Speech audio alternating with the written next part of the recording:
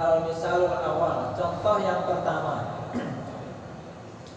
Jawazu hibbati sawabil qiraah was shadaqah lil mayyit wa usuli sawabil qiraati wa amalil birri lil mayyit. Diperbolehkannya menghibahkan pahala bacaan Al-Qur'an, kemudian baca pahala sedekah dihibahkan lil mayyiti kepada mayit. Itu boleh gitu. Oke, ada perbedaan gitu. Wa usul sawabil qiraati wa amalil birri lil mayyit, dan sampainya pahala qiraah, pahala bacaan dan semua amal kebaikan untuk mayit. Jadi ini dijelaskan. Mungkin ada penjelasan tentang perbedaan. Di sini awalnya beliau menjelaskan bahwa boleh menghadiahkan pahala bacaan Al-Qur'an, sedekah kepada mayit, dan sampainya pahala bacaan dan amal kebaikan. Amal kebaikan apa mawon? Panjenengan amal baik apa saja itu pahalanya dihibahkan kepada orang tua, kepada siapa saja, pada mayit, itu boleh dan bisa sampai. Amal kebaikan itu bukan hanya membaca Al-Qur'an, bukan hanya tahlilan, ini maca sholawat bareng, menghadiri pengajian. Niku misalnya pahalanya niki aku ngaji, pahalanya takwahnya orang tua saya. Niku bisa dan boleh dan bisa sampai. Napa mawon amal kebaikan. Aku berbuat baik kepada tetangga. Aku aweh panen iki tonggoke takwehi. Iki ganjarane takwehne orang tua saya. Niku boleh dan sampai. Wa huwa min masailil furu', dan ini termasuk masalah-masalah furu'. Furu' niku cabang al-khilafiyah yang terjadi perbedaan antara ulama. Ini masalah niku hanya cabang terjadi perbedaan antara ulama. Jangankan ulama antara Wahabi dan Ahli Sunnah. Wong Ahli Sunnah sendiri ada perbedaan. Gitu. Jenenge masalah furu'. Antarane furu' dan usul. Furu' kalau usul niku misalnya sholat subuh itu 2 rakaat. Kok ada ulama yang mengatakan sholat subuh ini 3 rakaat? Maka berbeda di dalam masalah usul. Ini tidak boleh. Rakaat subuh kuwi wis jelas kok hadis 2 rakaat. Kok ada ulama yang mengatakan 3 rakaat? Nah itu boleh diingkari. Karena kok berbeda dalam masalah usul. Syahadat yo asyhadu alla ilaha illallah wa asyhadu anna muhammadur rasulullah. Kok berbeda?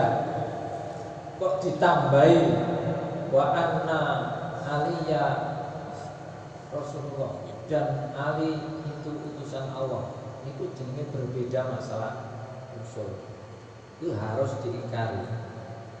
Kayak syahadat Syiah, termasuk rukun imannya Syiah niku ya beda karo rukun imane Ahli Sunnah wal Jamaah. Mungkin antara Syiah karo Wahabi sebetulnya niku sama-sama berbahaya untuk kehidupan Ahli Sunnah wal Jamaah.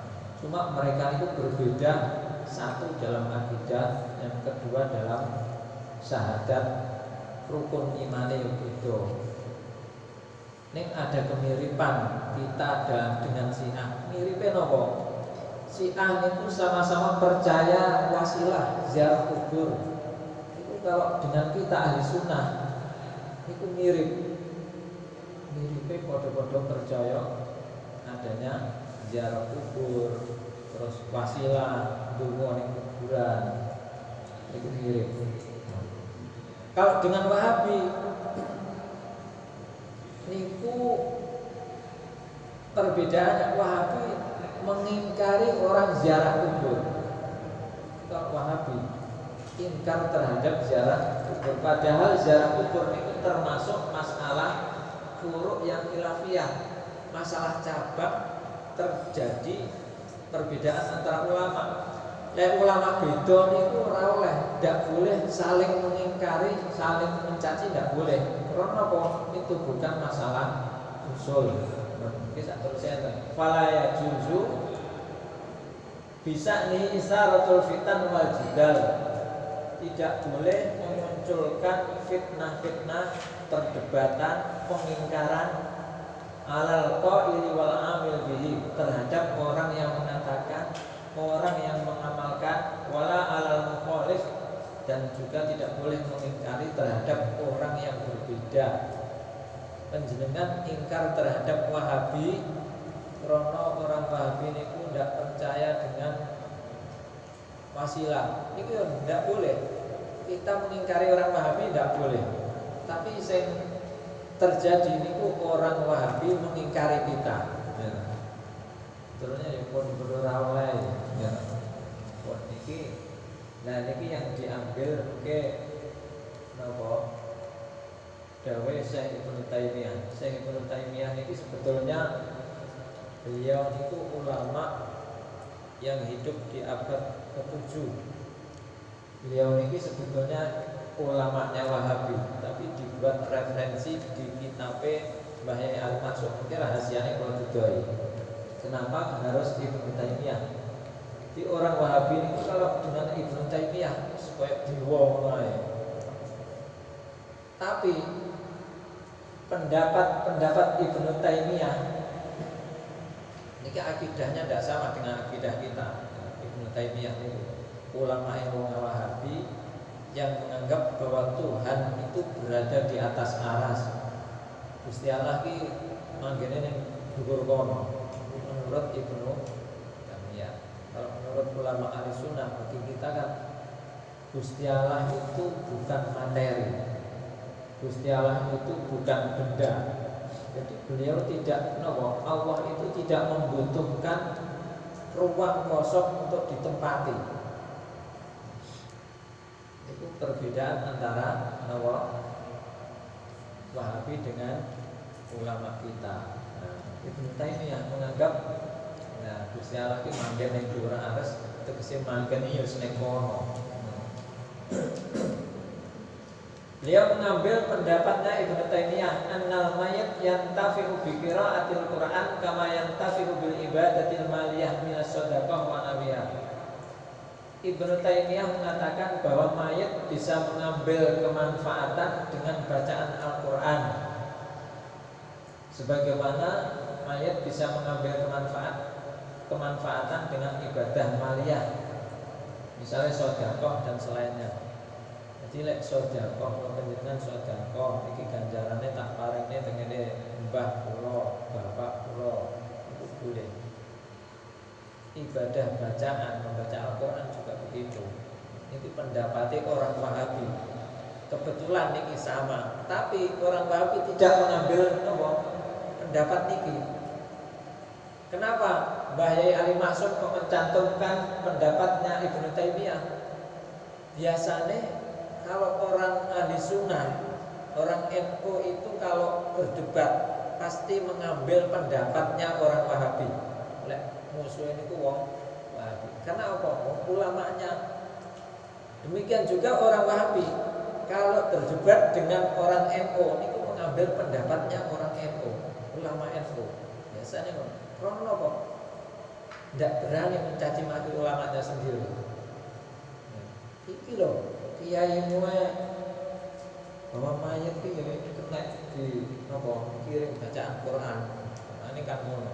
Mosok awak mengarone ziarah kubur, sering wong selamatan. Padahal kiai dhewe ya mulai nih gampangane ngono. Itu salah satu hujah untuk melemahkan orang-orang Wahabi antaranya ngoten. Waqala Ibnu Qayyim. Ini muridnya Ibnu Taimiyah. Ini perbedaan antara Syiah dan Wahabi ngeten. Syiah itu munculnya sejak zaman Sayyidina Ali. Syiah itu ada kitab yang paling dipercaya, namanya kitab Al-Kafi, karangan Syekh Al-Qulaini. Di situ menjelaskan bahwa kawin mut'ah itu sebuah ibadah yang sangat luar biasa, ibadah takarrub sing ganjarane niku ndek enek sing ngumpuli. Kawin mut'ah. Kawin mut'ah niku kawin kontrak, kawin yang dibatasi dengan waktu. Misalnya saya dengan perempuan iki, yuk kita menikah selama 1 bulan, ini maharnya 10 juta. Ngono iku lho, ibadah yang sangat luar biasa. Ganjarannya ngumpul-ngumpuli sampai pokoknya luar biasa ganjarannya. Ya ngono kaya marem sampai cangkem. Ayo saiki rek ngono sedina ae. 20.000. Ganjaran luar biasa itu dianggap ibadah takarrub. Dan itu tercantum di dalam kitab Al-Kahfi. Saya pernah membaca kitab Al-Kahfi sekilas. Karangannya Syekh Al-Bulaini. Itu menjadi kitab rujukan yang paling dipercaya oleh Syiah. Di antaranya, makanya di Iran, Syiah ini berkembang salah satunya di Iran yang terbesar, kemudian di Lebanon, sekarang di Iran. Makanya di Iran banyak sekali anak-anak kecil yang tidak punya bapak. Menurut cerita itu, karena apa? Orang tua terus rabi kawan kontrak terus biasa. Wong jenenge ibadah. Kayak sampean rabi, ngono wis rabi ditemokne bareng-bareng. Mau warung tonggo-tonggone padha marem.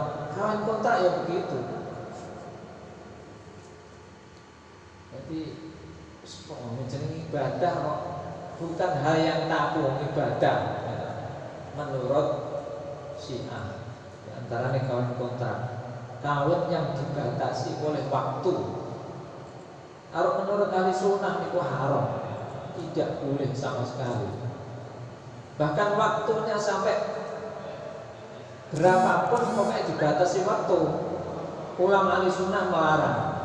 Saya kawin kalau sampean 50 tahun, walaupun 50 tahun, pokoknya enek batasnya tidak boleh. Menurut ahli sunnah itu Syiah ibadah yang sangat luar biasa. Rukun iman itu ada 7. Nanti iman pertama pada Allah, pada kita, pada Rasul dan seterusnya. Yang ke-6 harus percaya kepada imamiyah, imam-imamnya. Mulai dari Sayyidina Ali, Sayyid Hasan Husain, Ja'far Shadiq, Syekh Jalalain, itu dipercaya bahwa imam-imam tersebut adalah maksum. Maksum itu terjaga dari dosa, wis ora dosa. Supaya Kanjeng Nabi Muhammad niku napa rukun imane Syiah. Niku salah satu lek ora gelem percaya karo imamiyah sahadate ora sah. Menurut Syiah itu berbahaya padha ae. Di antara banyak sekali ungkapan di dalam kitab Al-Kahfi mengatakan bahwa sebetulnya Nabi itu Sayyidina Ali. Sing ngarani Al-Quran itu diturunkan kepada Nabi Muhammad. Tuhan menurunkan Al-Quran kepada Nabi Muhammad, berarti Tuhan itu bukan Tuhan kami. Syiah kan fenomenon Syiah itu. Dalam hal ini berbeda. Dalam hal ziarah kubur itu bodoh, mirip. Banyak sekali. Jadi Syiah itu tidak percaya terhadap Al-Quran yang sekarang ini. Banyak sekali Al-Quran yang dirubah oleh para sahabat, sehingga Syiah itu ada. Saya punya kitab yang khusus membahas tentang Syiah. Ada beberapa aliran Syiah. Ada Syiah Zaidiyah. Kalau Syiah Zaidiyah ini menurut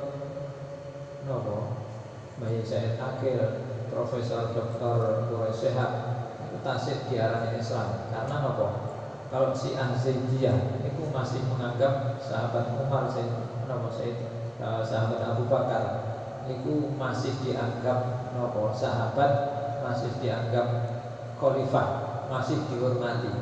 Tapi kalau Syiah selain itu, Syiah Rafidhah menganggap bahwa selain Sayyidina Ali itu khilafahnya tidak sah.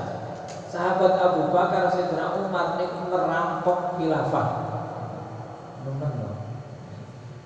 sangat membenci para sahabat. Itu apa? Syiah. Di antaranya akidahnya yang menyimpang seperti itu. Banyak sekali ayat-ayat Al-Quran yang ditafsiri dalam kitab Al-Kahfi. Jadi dalam hal apa ziarah kubur memang mirip. Makanya kalau penjenengan kalau ada beasiswa ke Iran, penjenengan orang kuat tenang akidahnya, utawa misalnya kono muar enek kawin kontrak ibadah.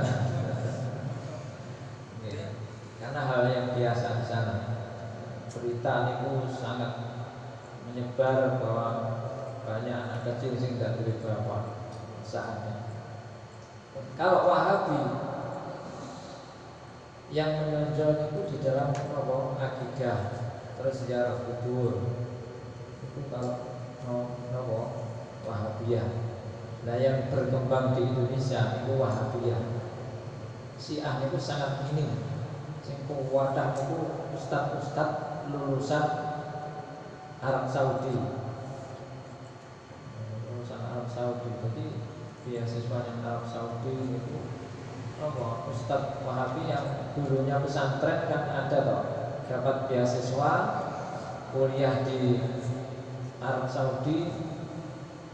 Sakjane sak durunge wis diwanti-wanti karo gurune. Ngati-ngati ya akidah ya, ngati-ngati. Kok tenang ketut Wahabi, akhirnya pulang menyebarkan Wahabi. Itu Ustaz Zainal Abidin itu menceritakan dulu lulusan Pondok Jombang. Saya kira mencaci maki wong selamatan. Padahal kiai ini semua ulamanya Syekh Ibnu Taimiyah itu membolehkan. Jadi karakternya Wahabi itu ulamanya, tapi kalau tidak sependapat ya ora tinggi. Terus di bawahnya lagi Ibnul Qayyim itu juga ulama muridnya Ibnu Taimiyah. Ada lagi yang di bawahnya Syekh Utsaimin. Jadi pendapat-pendapat Ibnu Taimiyah itu kalau disetujui oleh Syekh Utsaimin. Utsaimin ulama yang akhir. Syekh Utsaimin itu Syekh meninggal pada tahun sekitar 80-an, 1980. Dianggap sangat luar biasa, mengalahkan Ibnu Taimiyah. Itu Syekh Utsaimin. Itu diantara perbedaan khilafiyah masalah furu'.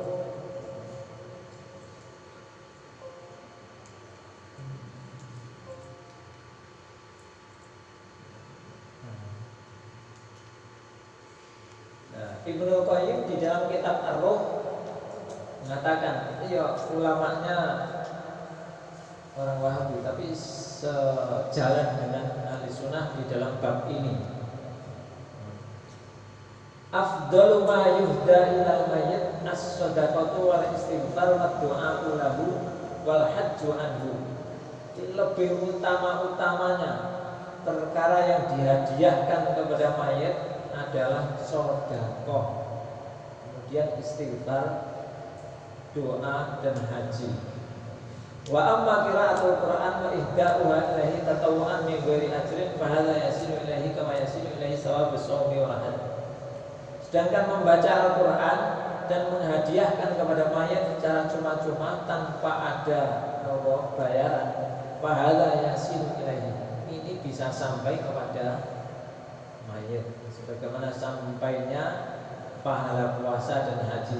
Dengan poso, tak poso Senin Kamis, pahalanya tak hadiahnya tenggene bapakku, itu boleh.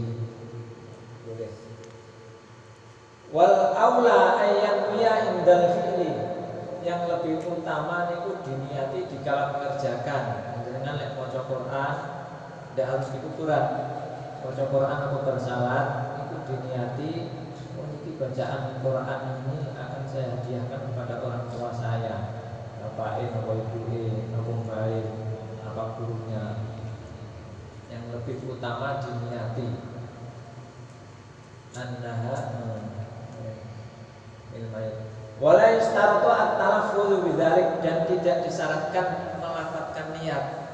Penjenengan sepokoknya niatnya ketika aku mau Quran angan-angan itu tak hadiahnya yang ada buku itu boleh dan bisa sampai. Dari kamakolahu Ibnu Taimiyah wa Ibnu Qayyim wa dhahabal Hanafiyah.